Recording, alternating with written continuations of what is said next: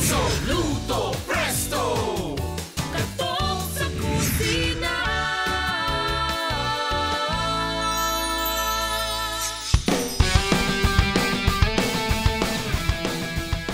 Yan, okay.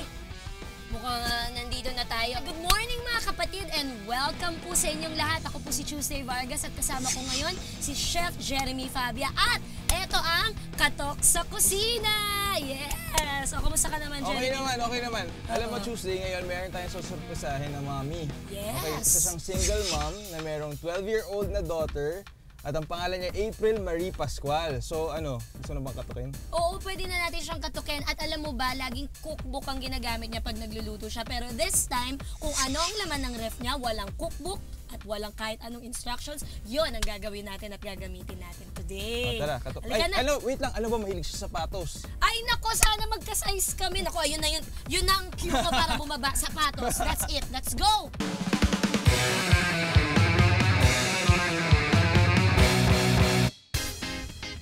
Tao po, April! Katok sa kusina po. Ayan.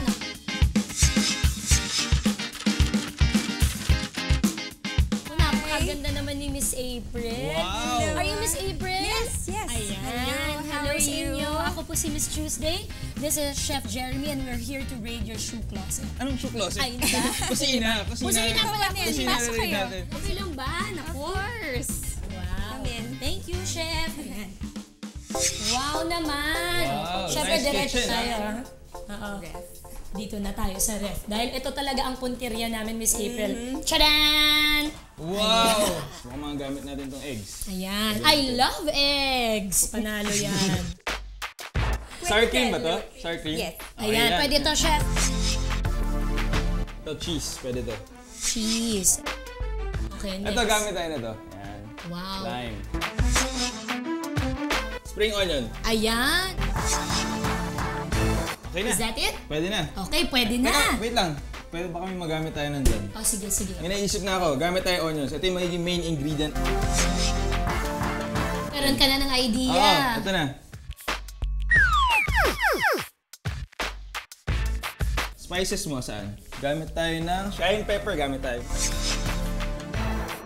Mahilig ka ba sa manghang? Yes. Sige. Ayun. I Perfect. love spices. Sakto. Ito. Breadcrumbs. Yun. And flour. Sige, gamit tayo nito.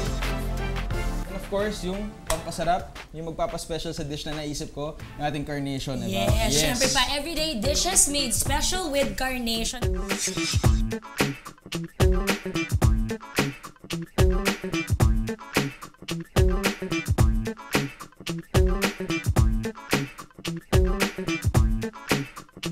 Naku, curious ako, Chef. Ano bang gagawin natin ni Miss April today? Gagawa tayo ng parmesan crusted onion rings. Wow, mukhang Okay. masarap. At saka, pero teka lang, onion rings. Onions, di ba nakakaluha pag lumuluto tayo ng Ay, onions? tuturuan ko kayo ng technique para hindi tayo maluha sa onions sa paghiwa. No? May trick Okay, tayo, may trick. Yes. So, ikaw ba mahilig ka ba mag-entertain?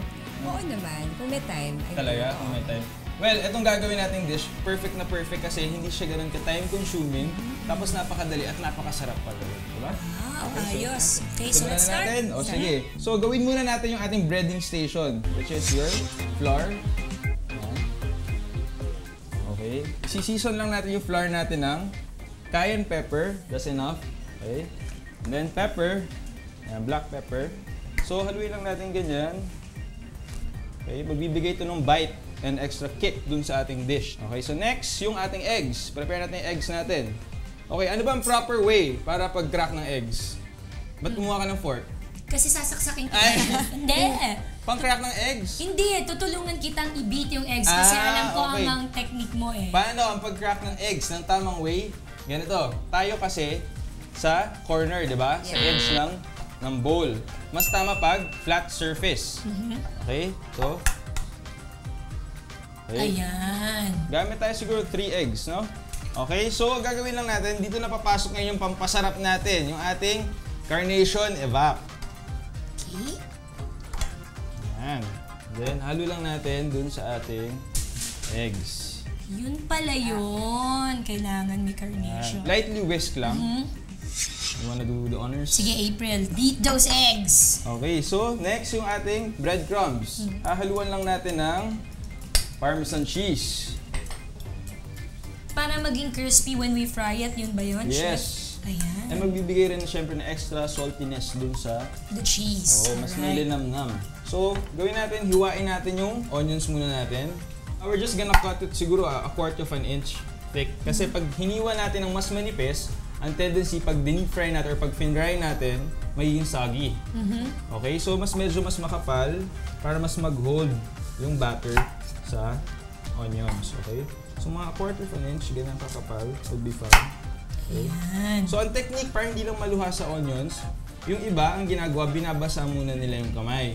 Kasi when you cut an onion, mayroon siyang sinisikret na chemical, na yung chemical na yun naghahanap ng water. And the nearest water would be in our eyes. Kaya tayo naluluha. So, the less mong sugatan yung onions, the less ka iiyak. Okay? So, perfect na perfect to pag mag-host ka ng Yeah. party, di ba?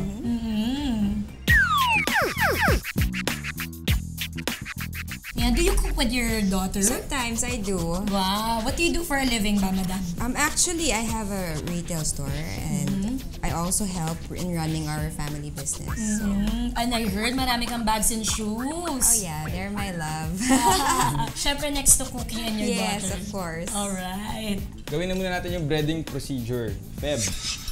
Flour, eggs, and breadcrumbs. Breadcrumbs. Okay, so flour muna. And then eggs. Nagsaspa ngayon ang ating mga onion rings. Yan. Make sure enough yung coating ng egg para hindi naman maging soggy. Okay, so fry na natin yung onions natin. Siguro 2 to 3 minutes hanggang maging golden brown. Ayan. So habang pina-fry natin yan, gawin natin yung magiging dip natin. Gagamit tayo ngayon ng sour cream and spring onion. So hiwain lang natin to ng maninipis, maliliit. And then, lagay natin yung sour cream dyan. Ayan. Kung wala kayong sour cream, pwede rin kayong gumamit ng all-purpose cream. Tapos, mag-squeeze lang kayo ng any acid na fruit. Pwede yung lemon, pwede yung lime, or yung daya, or calamansi. Pwede. Okay, so, ayan. Haluin lang natin yan. Okay, ready na yung onion rings. Okay. I think this is enough. I could almost smell it. Ang sarap. Parang amoy pa lang, ulam na, pwede na. Oo. Plate na natin. We're using lime or yung dayap. Cut it in half. And then, titrim natin yung taas. Ayan. And then, gamit tayo ng fork.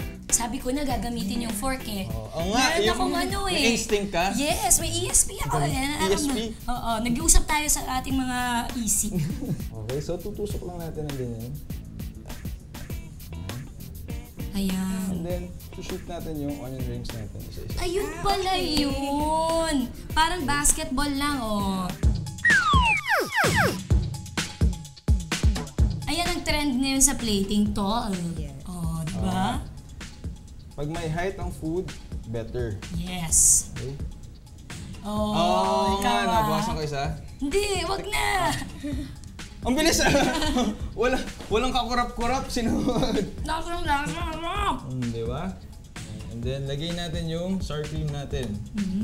Okay, just around the plate. Or kung gusto nyo para mas pwedeng nasa sauce dish, no? Pero pwede rin naman around the plate. I can try it now. Yes, go.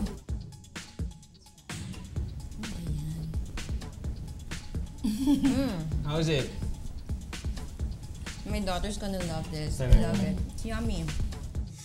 Ayan, ito na ang nagawa nating onion rings made Yes. special with carnation. Everyday dishes made special with carnation. Okay, twice pa natin nasabi. Dahil masarap talaga, okay? And for a copy of that recipe, you can visit the website www.cookathome.com.ph. Kaya kayo dyan sa inyong mga bahay, ako, abangan nyo kami ni Chef Jeremy at lulutuan namin kayo ng mga special dishes made with carnation na galing mismo sa mga ingredients sa inyong kusina. Kaya dyan kami sa bahay nyo. Mamaya, yan na kami! Hindi, dito pa kami. Thank you, Miss April, for letting us in your your kitchen and raiding your refrigerator and everything. You're so pretty, and now you are also going to be a good cook, I hope.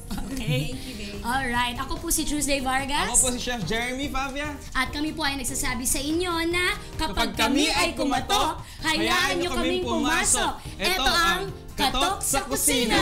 Luto Presto! Tok, tok, tok, katok sa kusina. Tok, tok, tok, masarap kaming kasama. Ulang may patok pag kami ay kumatok.